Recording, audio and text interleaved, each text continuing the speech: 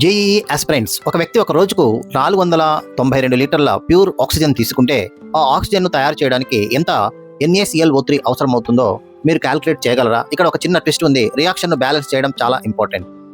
నమస్తే స్టూడెంట్స్, మన ఎడ్యుటెక్ తెలుగు ఛానల్కు స్వాగతం. ఇది ఒక ముఖ్యమైన జేఈ మెయిన్స్ PYQ క్వశ్చన్లో ఒక వ్యక్తికి రోజుకు 492 లీటర్ల ఆక్సిజన్ ఒక అట్మాస్ఫియర్ ప్రెషర్ 300 కెల్విన్ టెంపరేచర్ వద్ద అవసరం. మరి ఈ ఆక్సిజన్ ను NaClO3 నుంచి ప్రొడ్యూస్ చేయాలంటే ఎంత NaClO3 అవసరం? ఇక్కడ మనకు R = 0.082 ఇచ్చారు. ముందుగా ఏం చేయాలి? 492 లీటర్స్ ను డైరెక్ట్ గా గ్రామ్స్ లోకి మార్చాలా, లేదా ముందుగా మోల్స్ కనుక్కోవాలా? అవును, ముందుగా PV = NRT ఉపయోగించాలి. ముందుగా ideal gas equation PV = NRT, కాబట్టి N = PV/RT. వాల్యూ సబ్స్టిట్యూట్ చేస్తే NO2 = 1 × 492 / 0.082 × 300, that is 20 moles oxygen అన్నమాట. ఇప్పుడు అసలు ట్రిక్ ఇక్కడే ఉంది.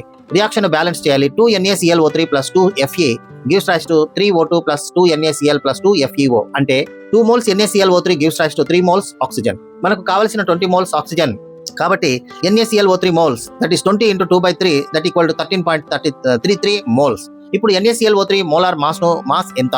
చూడండి, Na వెయిట్ ఎంత? సోడియం అటామిక్ వెయిట్ వచ్చేసి 23, క్లోరిన్ అటామిక్ వెయిట్ 35.5, O3 వచ్చేసి 48. అందువల్ల molar mass 106.5 grams per mole. Mass = moles × molar mass, that = 13.33 × 106.5. సుమారుగా మీకు 1420 గ్రామ్స్ వస్తుంది. ఇక్కడ మనకు సొల్యూషన్ 2130 గ్రామ్స్ అని చూపిస్తుంది, కాబట్టి రియాక్షన్ ఆన్సర్ ఇదిగా గుర్తించవచ్చు. స్టూడెంట్స్, ఈ క్వశ్చన్ నుంచి ఒక గోల్డెన్ రూల్ గుర్తుపెట్టుకోవాలి.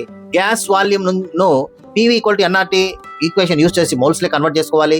మోల్స్ నుండి బ్యాలెన్స్డ్ ఈక్వేషన్ ద్వారా, స్టాయికియోమెట్రీ ద్వారా మాస్ క్యాలిక్యులేట్ చేయాలి. రియాక్షన్ బ్యాలెన్స్ చేయకుండా ఆన్సర్ చేస్తే ఏమవుతుందంటే ఇది తప్పుగా ఆన్సర్ మనకు వస్తుంది. ఇలాంటి JEE mains PYQ fast year questions, concepts మరియు షార్ట్స్ కోసం లైక్ చేయండి, షేర్ చేయండి, ఎడ్యుటెక్ తెలుగు ఛానల్ సబ్స్క్రైబ్ చేయండి. ఒక PYQ, ఒక కొత్త concept. All the best JEE aspirants. Thank you very much.